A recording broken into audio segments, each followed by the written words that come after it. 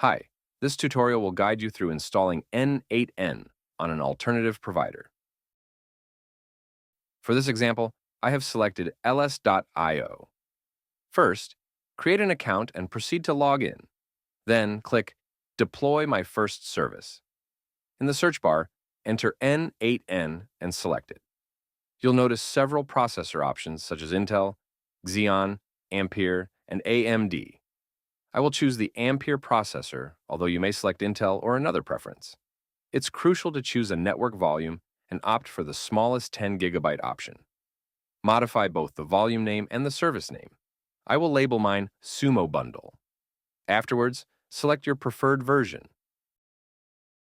I am choosing the latest one and will wait a few days before initiating an update to N8N before other versions are released.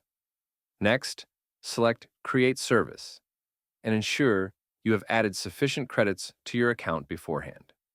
You should now see that the service has been installed. The following step involves setting up an owner account. Here, you'll provide your email, first and last names, and set a password. I'll quickly input my password and proceed with Next. Following that, the interface has automatically switched to dark mode. Please respond to these provided questions. I will select from the following options, but feel free to select based on your own circumstances. The next step is Get Started. Note that clicking this will prompt the system to send you a license to enable full version access. I will then access my email on another browser. I will then input the license and click Activate. With full access enabled, you're able to begin creating workflows. I will wait a few days for the new version to be available so I can show you how to update. Now that some time has passed, a new update has become available. You can see that my version now is 1.75.2. I saw on X that the developers at N8N had added Deepseek and Open Router as modules and will update to the latest version.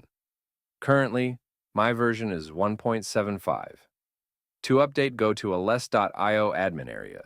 Click Services, then click the name of the service. On the right side, click Change Version. Select the latest release 1.770 and click Save. The update process should complete within a minute.